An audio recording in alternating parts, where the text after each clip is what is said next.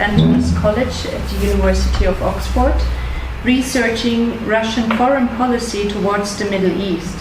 He is a geopolitical analyst and commentator who contributes regularly to the Washington Post, The Diplomat, The National Interest, and al-Monitor. He also writes periodically for major think tanks like the Carnegie Endowment for International Peace, the East-West Institute, the Russian International Affairs Council, the Wellness Discussion Club, and the Arab Gulf States Institute in Washington. Samuel has provided expert commentary on international security issues for major broadcast and print media outlets like CNN, Al Jazeera, Reuters, AFP, and Le Monde.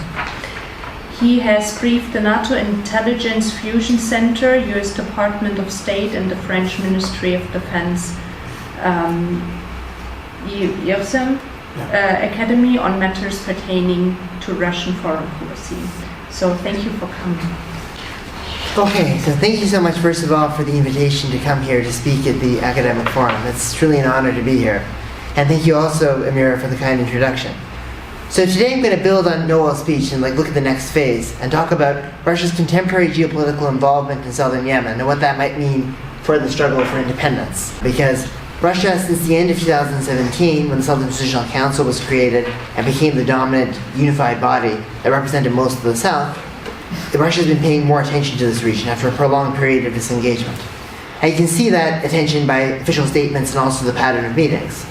So, in September 7, 2018, the Russian ambassador to Yemen, Vladimir Dedushkin, who lives in Riyadh, he told an international press conference that southern Yemen was an important region of the country that needed to be adequately represented for Yemen to have a lasting peace. And this statement was seen to be a response to the South's exclusion from the UN-backed peace negotiations, which ultimately were aborted in Geneva because the Houthis did not arrive. Then the Aydarus al-Zubaydi made a visit to Moscow as the head of the STC, and that was viewed as a historic moment because they also had a joint statement of inclusion of southern Yemen in the future with the head of the Duma Foreign Affairs Committee, Leonid Slutsky. They engaged in dialogue with Mikhail Bogdanov, the deputy foreign minister, and numerous other influential figures in the policy circles and academic circles in Russia. So there's a renewal of attention over here. And I'm going to, in my speech, discuss briefly the trajectory of Russia's involvement in southern Yemen from 1990 to the present day, and then look at the crux of the speech, which is the cause of independence. So why might Russia want to include the South in UN-backed peace talks? What are the short-term constraints for independence, and what would need to change in the long run for Russia to reevaluate its position on the issue of separatism? And I'm going to try to place this conduct that Russia is doing in southern Yemen into the context of its broader Yemeni strategy as geopolitical systemic strategy towards the Middle East more broadly. So, first of all, a bit of history. And as we see, there's been a prolonged disengagement from southern Yemen and Yemen after 1990, and this was caused by a number of reasons. First of all, as Noel was discussing, there was no longer the ideological bonds that existed between the both sides with the fall of the Soviet Union, and the collapse of financial aid meant that the two Yemens had to unify.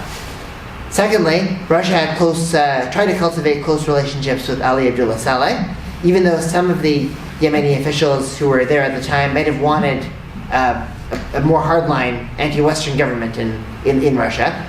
There were like the 1991 coup type people who could have hedged against the US-Saudi alliance. Russia still had connections with Saleh, and they viewed that they were out of the Red Sea now. They didn't have the material resources to return in the short term.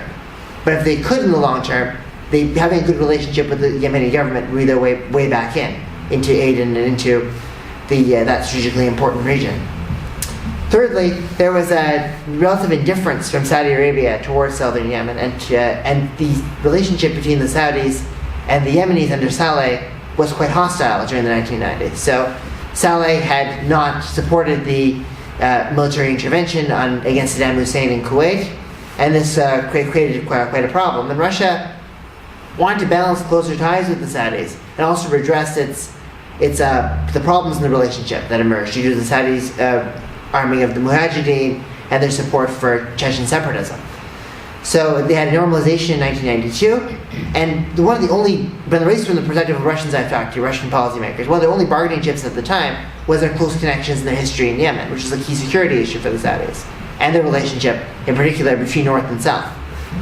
But the Saudis were not really that interested in the regional issues. They were more concerned on trying to destabilize Saleh's regime from within by making incursions onto the border, particularly in the Marib region, and also claiming some of their oil reserves, just trying to make Saleh's state as unviable as possible. So ultimately, Russia did not see its ties with Yemen being that useful to improving the Saudi relationship, and it let everything lapse. And there was a general lack of attention that was being paid to Yemen in Russian diplomatic circles for much of this period, with the exception of the 1994 crisis, where Russia carved out a unique role, as Noel noted, as an attempted mediator. So, unlike, there are basically two factions that emerged here. The South was supported by many of Russia's Cold War allies. So, Iraq, Libya, Cuba, countries of the Marxist ilk, and also all the Gulf monarchies except for Qatar. But none of these countries actually recognized the DRY, that proto-state that was created as an independent country in the United Nations.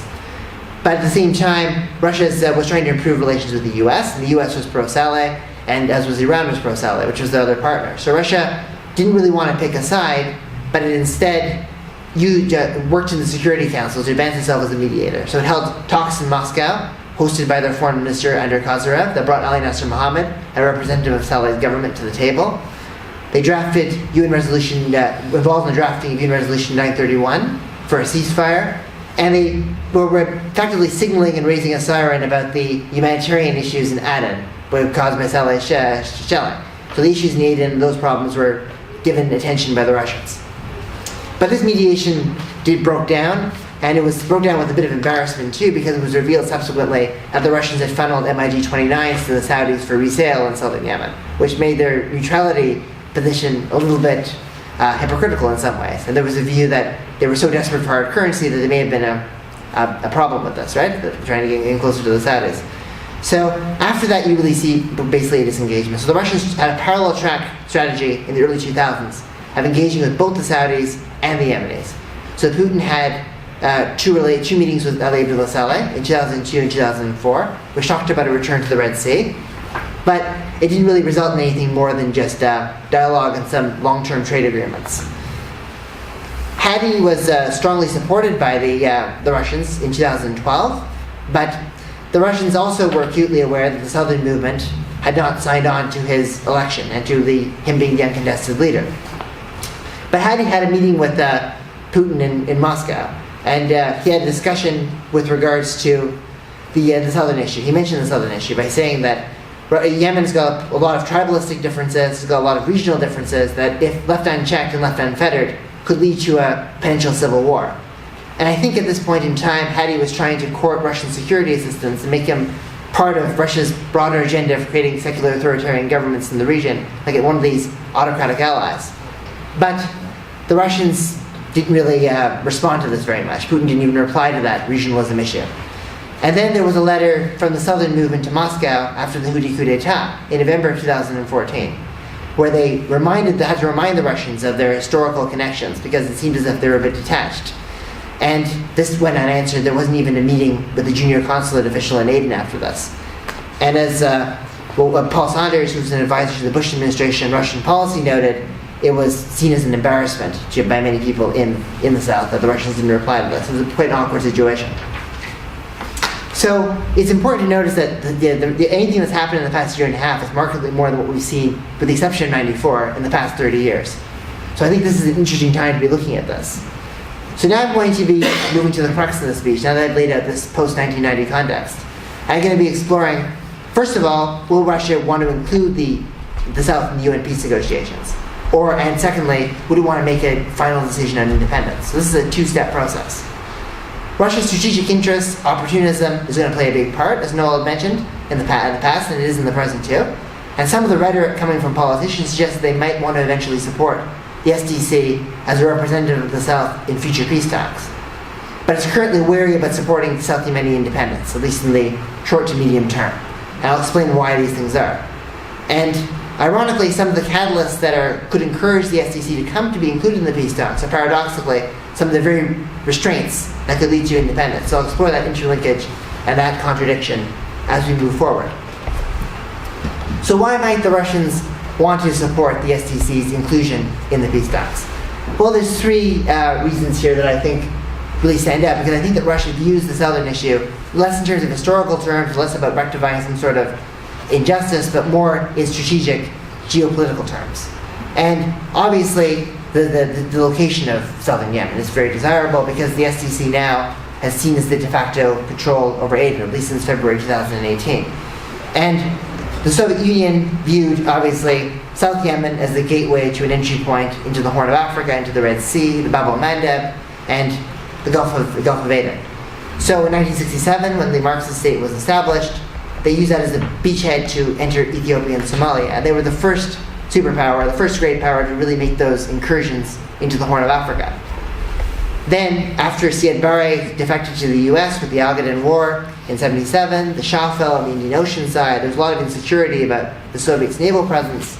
They strengthened their naval presence in the region from 18 to 38 ships, just in the course of a year in 1980. Obviously, the Russians don't have the material capabilities to rebalance to the Red Sea or rebalance to the south in such a dramatic, short-term way. So they're viewing this as more of a long-term strategy for re-engagement in the Red Sea and into the Horn of Africa. But the Red Sea's importance in the Russian foreign policy consciousness is still noted in the discourse. So Yevgeny Primakov was the leading Arabist probably in Russia over the past several decades, foreign minister and then prime minister of Russia in the late 90s. He said that Russia cannot really make a true resurgence in the Middle East without recapturing its historic role in the Red Sea and in the Gulf of Aden. So this is seen as a symbolically significant thing too. And if you look at Russian conduct just in the past year, you notice a revived attention, at least at diplomatic level in terms of meetings, dialogue, on this whole area. So Sergei Lavrov has discussed creating a logistics center for trade in Eritrea. Last year, there were unconfirmed rumors that they were interested eventually in building a base near the UAE's proposed base in Berbera in Somaliland. And Omar al-Bashir in Sudan had discussed building an access onto the Red Sea. And that seems to be continuing because the new government wants to continue with that. So having a good relationship with the STC, because the governing authority, the dominant power here, is seen as their way to step back into the game and to get back in. At a time when China, the Emirates, the Saudis, the French, the Americans, the Turks, everybody's staking their hand in this area. Russia does not want to be left out. Russia has basically a fear of missing out over here, and they want to jump back in. So, if you look at some of the dialogue, you see Sergei Mironov visited the Red Sea after they did the deals with Gaddafi in the Mediterranean in 2008. So, there's been discussion about a base here for at least a decade. And you have statements more recently from Felix Gromov, the former head of the Russian Navy, an Institute of Oriental Studies survey, all showing that this is an important return, and southern Yemen can be a way for them to get back in.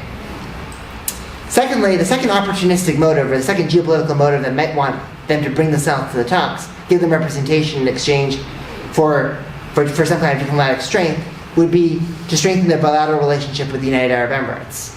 And the STC is seen by much of the international community to be overwhelmingly supported by the UAE, to be sometimes even viewed to be so far to say it's a UAE client, which the STC denies. But Russia has made a concerted effort over the past year to strengthen its partnership with Abu Dhabi. So in June of 2018, they signed a strategic partnership, which was their first with any of the Gulf monarchies. And they've had defense sales, they've had a limited visa-free agreement, cooperation on Syria. The UAE is now on board with bringing Bashar al-Assad to the table in the Arab League, investing in the reconstruction. They've had they've protected each other on Libya over the Haftar issue, and they generally have an ideological synergy, supporting a secular authoritarianism in the Arab world. So Russia has used its Security Council status to bolster this relationship. As we saw in Libya, I think it might do something similar in Yemen, to advance Emirati interests, Emirati power projection by including the South in the talks, giving them representation, giving them greater legitimacy, without taking that next step towards independence, because that would mean that they're picking the Emirati side and alienating other partners, which is what Russia doesn't really want to do. Also, there's a sign that in southern Yemen now, Russia, probably with Emirati support, is building some degree of a ground presence. There was a study done by Sergei Shukanin from the Jamestown Foundation that alleges that extends to military contractors from the Wagner Group, but that's been vehemently denied by the Russians.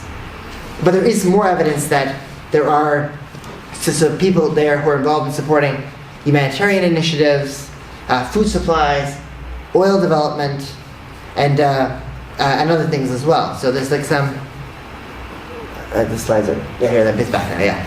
So there's at least a ground presence there, and that ground presence would be supplanted and furthered by working with the STC, and including them in the table would be a way to kind of consolidate and entrench that if they want to improve their influence here.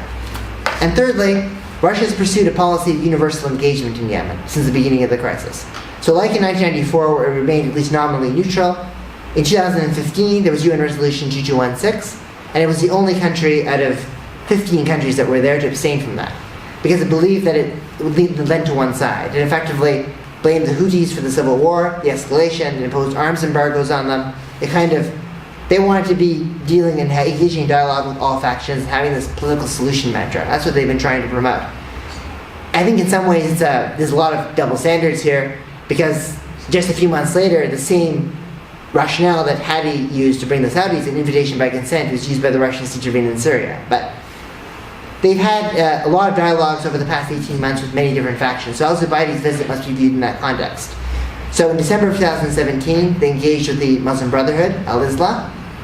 In October of 2018, Mohammed Abdul Salam visited Moscow, and the Houthis offered Russian mediation, and they've been consistently having back channels with the Hadi government, most recently at the Arab League summit in Tunis. So the SDC meeting, that joint statement, that reopening of the consulate in Aden, some of these type of developments are signs that they are engaging with the South, and they're treating it like an equal actor, like as the third power, effectively, in Yemen, but should not be really seen as preferential treatment at this point, because their policy is to engage with everyone. It would be quite an exception if they did not include the South, I think, in the long term, because they are talking about this universal dialogue idea.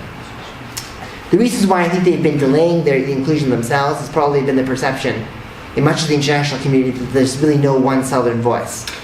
The creation of the Southern Transitional Council has attempted to rectify this, but there's still other challengers within al-Iraq, and also now there's a new one coming through in the Southern National Council with Hadi's pro-unity figure. So that seems to have very little popular legitimacy if you look at the protests that accompanied Hadi's return to Yemen just a couple of weeks ago.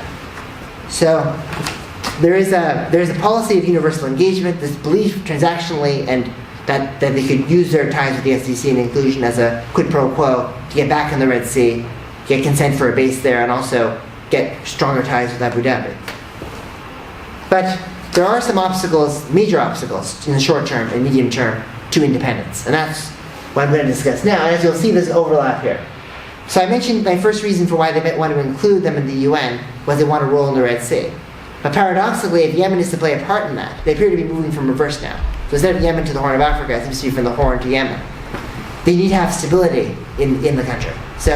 And the Russians and the Southern Movement diplomats and the Southern Transitional Council seem to have different ideas of what stability means with regards to the issue of separatism. So let's take a look at what the prevailing SDC narrative is, very briefly. I'm sure it's familiar to most of you in this audience, but let's bring it up anyways for contrast purposes. The people of the South basically have suffered from persecution, marginalization. So the 1993 parliamentary elections was the starting point for this. They were marginalized politically, then there was the Civil War and the atrocities that happened then. There was a plunder of wealth, land and resources from the oil-rich South into the hands of the Sana'a elites. There's been this sort of unification is a failed experiment, effectively. And it's created some sort of a redistributive tyranny and structural inequality that does not enfranchise the South or give them proper rights. And the only way to rectify that and to create stability in the region would be to secede and create an independent state and return to the pre-1990 status quo, though with a very different ideological orientation, of course, from that previous state. The Russians tend to align with much of the international community by not viewing this in the same way. What they are concerned about is that if the South were to secede and become independent, it would lead to two wars going on at once. So there would be a Saudi-Houthi war that's still going on, and then a North-South war happening. And the winners from that would be the Houthis, because it would lead to a splitting of the anti-Houthi coalition. And if the Houthis were to get stronger, they would get more adventurous, they could start launching more ballistic missile strikes, engaging in more expansionist activity, leading to more Gulf airstrikes, and it creates a vicious cycle of escalation, which they think is possible. So Russia does not really see that, in Russia's point of view, since 1990 basically, unity is equal to stability. I don't really see that changing in the near term. So that's why Russia has engaged very closely with pro-unity figures throughout the conflict. So they had a close tie with Saleh, like around 2015, 2017. They even sent Russian medics to rescue him with the consent of Saudi Arabia in October 2017. But he died then a few months later, and then they had to find some new partner. So they were actually replaced at the Valdai Discussion Club of the next year as the primary Yemeni voice, Saleh, after his death, with Ali Nasser Mohammed. And Ali Nasser Mohammed laid out very much a pro-unity speech, an 8-point initiative. He talked about a ceasefire, confidence-building measures, and then things like an interim presidential council, a national consensus government, representing all political entities, giving autonomy to some, but still keeping the federal structure intact, and the pooling of all arms that are held by paramilitaries and militia groups into the hands of the a centralized Yemeni defense minister. And this speech was widely publicized in the Russian press. It was given positive support from some foreign ministry officials, so it seems to be something that the Russians are okay with and on board with. And some Russian analysts have made a comparison between, actually, from my own dialogue with them, the deal between Nasser and King Faisal that ended the war in the 60s and what can happen in the future, as like some kind of a unification agreement, which is something we can discuss perhaps more later. But this difference in the way what stability means is still an important factor. So obviously in the 1980s, as Noel noted, that there was socioeconomic differences meant that unity could lead to instability, but that has now changed in the post-1990 era. So secondly, Russia wants to establish closer ties with the UAE and kind of use this ties with the SCC as a way to get into that. But it obviously does not want to alienate its other partners in the region, who seem to be, at least in the short term, quite opposed to South Yemeni independence. And they also don't want to be seen as an enabler of the UAE using this kind of southern client state as a gateway into the Horn of Africa and into military adventurism. So from my own private dialogues with Russian officials, I found that there was a lot of hostility and shock at the May 2018 takeover of Socotra by the UAE. And they viewed that to be a destabilizing effect for the region. Obviously Putin or Lavrov did not make a statement like Erdogan did about it, but they were quite concerned about what this UAE is doing with its southern foothold. So Russia wants to maintain ties with all parties, and that's even cognizant of what the UAE wants to do this too. So the UAE does not mention this publicly that it wants a southern state. It wants to maybe decide it later because it doesn't want to be isolated from the regional consensus. So just very briefly to look at the positions of the various regional powers. The Russia and Iran have got a close cooperation now in Syria, and they want to extend that beyond it. And the Iranians are alleged to be supporting the Houthis, so they don't really want southern independence there because the South has been playing a crucial role in pushing the Houthis back. The Saudis still believe in the rule of Hadi, and if you take a statement from Hadi about this, he categorically rejects the issue of secession. He says that it's a baseless move, it will never be accepted, and he's promoting this pro-unity council. So I think that it's unlikely that they will come on board with it in the near term. That Oman has a history with the South, obviously granting asylum to leaders after 1994, and Russia views them as a useful regional diplomatic partner because they're seen as neutral and able to talk to everyone. But there is a concern, at least from one Russian official I spoke to about Oman, is that they could leave them, that if there is a southern state, their fear it's going to be a UAE client. And Muscat-Abu Dhabi relations are in disarray right now, encapsulated just recently by the arrest of 5 Emiratis in Oman as alleged spies. And they're concerned that this will leave them, a southern Yemeni client state will leave them trapped and constrained in their own border region and make the whole Mara situation much worse. Qatar is an adversary of the South, and it's been accused of, by some southern officials, of arming al-Qaeda and some Muslim Brotherhood movements as well, even though Doha's tried to keep a lid on that. And Russia's got close relations with all these powers and doesn't want to jeopardize anything by making a definitive decision. And the third reason why I think that there's an obstacle to independence is that I noted that Russia wants to engage with everyone, but they tend to keep these engagements quite superficial. And when you look at their handling of other separatism crises in the Middle East, like Iraqi Kurdistan and Somaliland, there's powerful lessons that can be applied to what they might do in the case of Southern Yemen. And what you see is a trend of the Russians having a limited degree of engagement with them, temporarily making them feel like they're like this, the equivalent of a state, appealing to that, investing economically, and then also just immediately after that or immediately before that, jumping to their host government that they're trying to secede from, doing the same kind of talk towards them, and then when a crisis emerges, they try to act as a bridge between both sides. So Iraqi Kurdistan was a very classic example of this. So over the past number of years, it's been quite well publicized that Rosneft has, the leading oil company, has established a pipeline there. It's invested a lot in the country. It funded some Kurdish nationalist groups, and led some people to speculate that maybe down the line they would be the one P5 member, if there was one, that would support Iraqi Kurdistan's independence. But after the referendum, they made it very clear that that was not the case. And they balanced close ties between Baghdad and the Kurds, and they kind of talked about being this kind of unifying figure. And they've done the same thing in Somaliland. They've held negotiations about basis trade, but they've gone to Somalia and they've talked to them about counterterrorism, and they've talked about the unity of the country. So I see, be very careful when they are engaging with everyone, they are talking to the South and doing this type of stuff, what they're doing on the other side, because they could be giving mixed messages to different people. And this seems to be a trend, particularly with the context of separatism. Because separatism is seen as a worrying thing for them. They use it instrumentally in their own sphere to create proto-states. But they obviously have the Chechnya issue, and they have other stuff as well. They don't want to have a legal precedent for being in support of separatism that could blow back on them badly.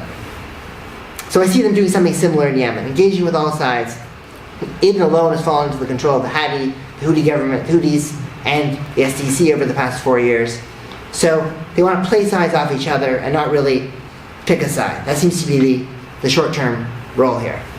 So now I'm going to briefly conclude with a bit of a predictive conclusion. What would need to change for Russia to go from its current, perhaps support for inclusion, but short-term rejection of independence, to a broader support for independence? And there's a couple of things that I think really stand out in my mind. First thing is that the war between the Saudis and the Houthis has got to come to an end, and there's got to be some kind of and this has got to be dealt with after the war, not during an ongoing war. So there's got to be a constitutional framework that's got to be created. There's got to be some kind of, the South needs to play the game in the unity battle. So they're creating maybe going for autonomy, creating a state, constitutional structure, and then holding a referendum. And that would be probably when they might want to make a decision on this. So there has to be some steps forward. And obviously, if they get included into the peace talks, they are engaging with Martin Griffiths' team more closely, they can stake out a stronger diplomatic plan. There really isn't much of a precedent for the historic legitimacy argument that some of the South is arguing with regards to separatism. So it's hard to say exactly how Russia will respond. But they didn't respond too well to armed struggle in South Sudan. They still are quite hostile towards that government at times in the contemporary day, and they weren't that keen on unilateral declarations of independence. They used a referendum to rubber stamp their own annexation of Crimea, and they would probably expect something similar over here. And secondly, the SDC would need to show that it's got a foreign policy that extends beyond the UAE to kind of change that notion that it's just an Emirati proxy. And obviously the meetings with British officials, Russian officials, Chinese officials is a sign that they're trying to diversify their dialogue networks. But it's unclear whether they're actually diversifying their partnerships with great powers. So Russia might, just to get status and to kind of draw attention to its mediation role, be the country that brings them to the table, but does not want to be the sole leader of a charge for independence, even though it does have interests in the Red Sea that will probably take effect in the coming years. So now I've discussed this, I've given a brief history, I've discussed the reasons for inclusion, the obstacles to independence. I look forward to hearing questions from the audience and having a good discussion here. So thank you again for the invitation.